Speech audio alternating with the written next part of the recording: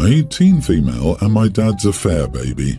My mom didn't know he was married and broke it off when she found out, but she was already pregnant. She decided to have me and has always been a great mom. Many of my friends don't get along with their moms, but mine is cool and I wouldn't trade her for anyone.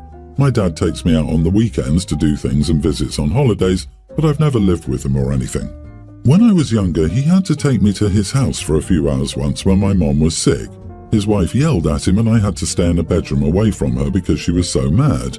My mom explained the cheating when I was older, and I realized how weird the situation was compared to friends with divorced parents. I have feelings about it, but he's my dad, so I try not to think about it much.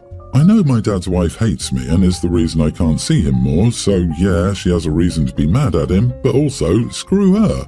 So a couple of months ago, my dad asked if I would like to spend weekends with him. I said I'd be okay with it if it wasn't at his house. He said his wife wants me to come and she's had a change of heart. It sounded really sus, so I said no. Then this weekend, she wanted to come to have lunch with my dad and me. She said she realized how important I am to my dad since they can't have kids now and that she'd like to make up for it all and be my stepmom if I let her. It made me mad because she's made it hard to see my dad my whole life and now she wants to be nice. I might be the idiot because I told her that if she can't have kids, that's karma for how she treated me, and she's never going to be anything but my dad's wife. She started crying and my dad told me later that it was a terrible thing and I needed to apologize. My mum said that she put me in an unfair situation and I should probably avoid talking to her right now because she's having to deal with infertility and hasn't really gotten over things. Am I the idiot? I feel like she kind of deserved it. I tried to screw your daddy for years, but since that didn't work, I guess you can work. Darling, you are not the idiot. You were being set up. They set you up and their little plan failed and exploded in their faces. You were treated very poorly for years and suddenly, oh, never mind, we're good now. No, never, not ever. People think I'm sorry erases all the evil they did. It doesn't. What it does is clear the slate so they can do it again. You dodged the again because, sure as heck, that woman will change her mind again. She said she realized how important I am to my dad. Translation, now that I know I can't have kids with your dad, I want to sweep all the crappy things I did to you under the rug and use you as a good enough consolation daughter. She didn't even apologize. She can't flip a switch and expect the relationship to magically be repaired. And while what you said was harsh, it was no harsher than how she treated you for years. Look, to be fair, the wife has every right to be upset that her husband had a child with another woman. Like, seriously, she is human and has feelings. Her needing time to come to terms with her husband's cheating is perfectly normal. OP doesn't know for a fact that she kept the dad away. He could have done so because he thought his wife wanted that. Maybe she just personally couldn't look at him and be constantly reminded of her husband's infidelity. That doesn't mean he couldn't go and see his kid without the stepmom. I think everyone's the idiot here. Did you miss the part where the wife made him shut OP in a bedroom so she wouldn't have to look at her? Are you for real? I don't care how upset you are about any situation. You do not lock up a child in a bedroom, or anywhere else for that matter, especially a child who was likely already distressed because their mom was so sick they couldn't take care for them at the moment. And in that situation, where was the father supposed to bring the child? It wasn't a planned vacation or visit, it was an emergency. He should have taken his daughter to a hotel or his parents and made it a fun vacation. He should not have expected his wife to look after his affair baby in their house. And if he truly was that clueless, he should have immediately left with his daughter once his wife started screaming. I mean, he is her father. If she was locked in a bedroom, he's responsible for that too. OP, you are a slight idiot, mainly because you're blaming your dad's wife when your dad is the one in control of seeing and protecting you. His wife was a victim of your dad's affair too. I'm a 40-year-old female with a 40-year-old boyfriend, and this will be our 3rd year as a couple. I make more money than he does, but we're both doing okay financially. Every year my birthday is about a month before my boyfriend's. For his birthday, I usually plan a nice dinner out, get reservations and a babysitter, and then get him a nice gift. He enjoys sports and concerts, so tickets to a game or a concert in a nearby city are always purchased months beforehand. I'll also line up and pay for dinner and hotel with a concert or sports game, so it's kind of like 2 birthday celebrations. However, on my birthday, I assume he forgets in the morning because he says nothing, then comes home and asks me where I want to eat. So obviously it has to be a place that doesn't take reservation and does take kids. Then he gives me a small gift, flowers and a necklace from Amazon one year, a fuzzy robe and blanket year 2, and calls it good. So after my birthday this year, when we ate out last minute and I received a similar gift, I decided to sell the concert tickets and just do a similar birthday for him. I asked him where he wanted to eat the night of his birthday, took him out to eat there, no kids, and gave him a small gift, a new wallet and tie. He looked confused when opening his gift, and now he says he's really disappointed we're not taking a fun little trip together for his birthday like we normally do.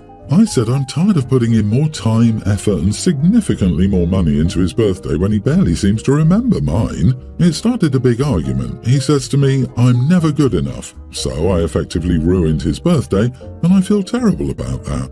Am I the idiot? Edit, it's hard for me because whenever we talk about me not feeling his effort in the relationship, it blows up into him saying, I'm never good enough for you, and then an argument ensues. So I thought maybe actions would communicate better. Clearly that idea of mine was a terrible one though.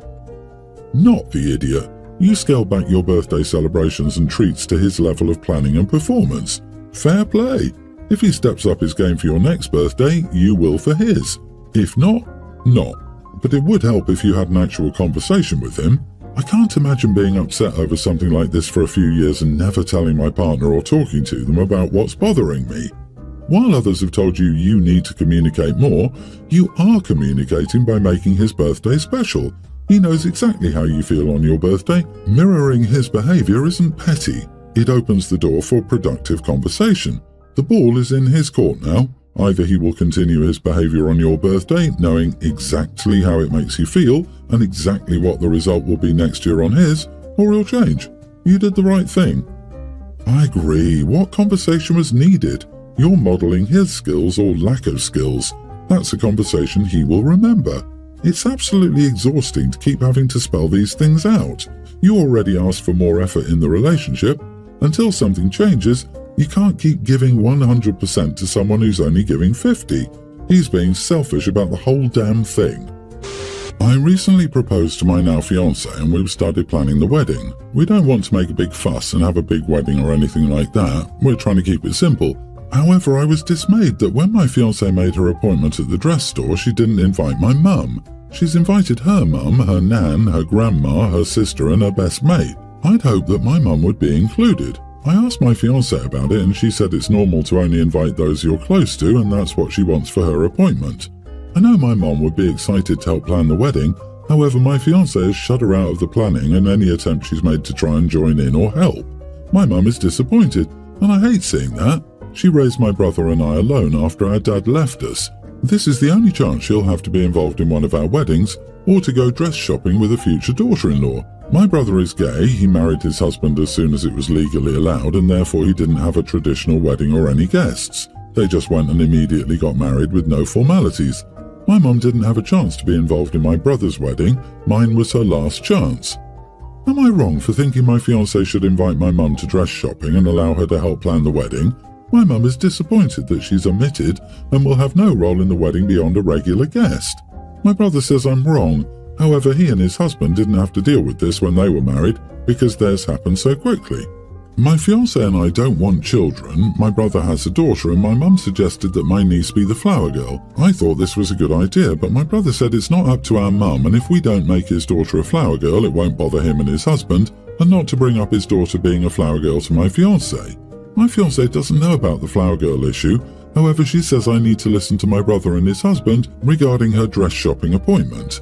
My mum is disappointed and feels shut out. My fiancé gets upset if I bring this up and she doesn't want to change her dress shopping appointment or allow my mum to help with anything. Am I wrong for bringing it up? It's causing tension between us. Why don't you involve your mother in your stuff? You are the idiot for insisting and not listening to the first no. It's your wedding too, so you obviously should have a voice when it involves something for you or yourself, not when it's her dress shopping. You don't get to tell her how to enjoy her dress shopping moment. She wants an intimate moment with the people she's closest to. If your wife isn't comfortable with her like that, having your mum there can put a damper on things. They might have to watch what they say or be more reserved. Your fiancé is entitled to private conversations and moments with her family and friends. So are you with yours. So invite your mom to shop with you. You could ask about the flower girl thing, but is it what you want for your wedding or do you just want to make your mom happy? I agree, you can insist on a dance with your mom. You can even do a non-traditional walk down the aisle with her. You can give your mom a tribute in your speech. It is also your wedding, but the dress and dress shopping is the bride's choice. Your brother is right that it isn't up to your mum. Pushing this will create animosity between your future wife and mum, or you won't have a wife. And I hate to have to say this, but just because your mom was a single parent does not mean that she gets to override everyone else's wishes, or that you get to override them for her, especially at an event that is not about or for her. End of story. If you think that's acceptable, you need to look at how enmeshed you are with your mum, because that's not how it works when you're a grown-up.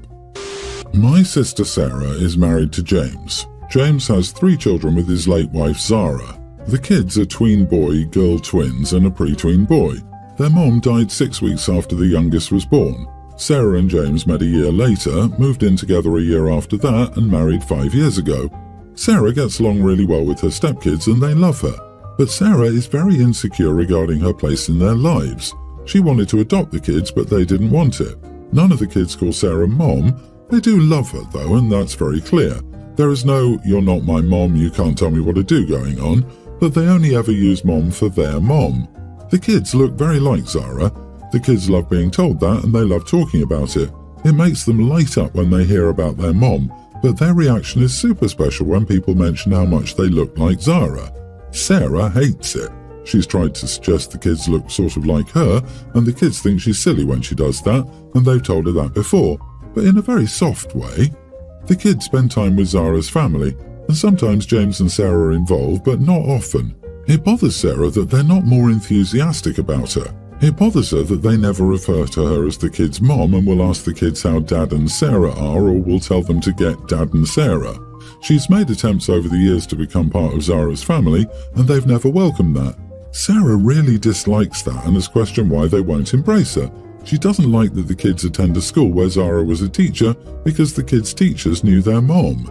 Zara wrote cards and letters for the kids, one for every birthday up until 18, and then all the milestones. She also wrote them cards for when they graduate, get married, have babies, etc. She wrote some letters too for times they struggle. The kids love reading them to people when they get a new one. Sarah hates those letters. The kids have picked up on Sarah hating their mom being mentioned. They told me as much. Sarah is now pregnant and the adoption topic was brought up to the kids again. James told them it would mean that if something happened to him, they would stay with Sarah and their new sibling, a sibling they're excited about. The kids still didn't want it. Then Sarah fought with one of James's friends, who told her she needed to stop competing with Zara. Sarah then came to me and started ranting about how unfair that was and how people should be more understanding of what it's like to be living in Zara's shadow. I pointed out that the kids love her and couldn't that be enough? She told me that was a weird thing to say and asked if I agreed with James's friend. I told her it feels like she competes with Zara and that it's unhealthy. My sister lost it and told me I'm meant to be more supportive than that and more understanding. Am I the idiot? Not the idiot. Sarah is going to end up making those kids resent her because they're going to start feeling smothered by her resentment of their mother. The fact that she tried to say they looked like her, she couldn't stand them having their favourite connection to their mother, is awful. Sarah would benefit from therapy. It sounds like she's fortunate to be in the situation she's in, but if she doesn't learn how to manage her jealousy, she could destroy it. Does your sister want a rubber stamp for her feelings or to try and find a constructive way of addressing the issues? It sounds like she wants the former, which will not accomplish the latter or otherwise end well for her. I bet anything this will get a lot worse with the pregnancy. She is turning into an evil stepmother. Why isn't James addressing this? The baby will be the bomb in Sarah's relationships with her stepchildren. She raised them for the majority of their lives and wanted to be their mom, and now she's having a baby where she is the mom. The kids decided that she isn't their mom and that's their choice, but they're going to notice the difference in how she treats her child. This all should have been talked about in family therapy, and James is a crap father for not insisting on that happening before the baby was conceived. James needs to nip this crap before the baby arrives. He's addressing it in the sense that he is with my sister in trying to get the kids to agree to be adopted. But that's about all he's addressing. I don't think he has a problem with the rest. Maybe he doesn't know. But he's also someone in desperate need of therapy because he's burying his grief and love for his first wife. Oh boy, So he used Sarah to be an intimacy nanny. She raised his kids since toddlerhood and is a replacement wife for wifely duties. No wonder she feels like she has to compete with a dead woman. Honestly, I feel really bad for her and those kids. They all need therapy, but the onus is on James to blend the family. Those kids are going to be hurt when Sarah stops mothering them in favor of mothering her own child. When she steps back from the role of your dad's wife and mommy, it will hurt these kids badly. And it's almost entirely on James, because he should have managed his kids and the transitions better.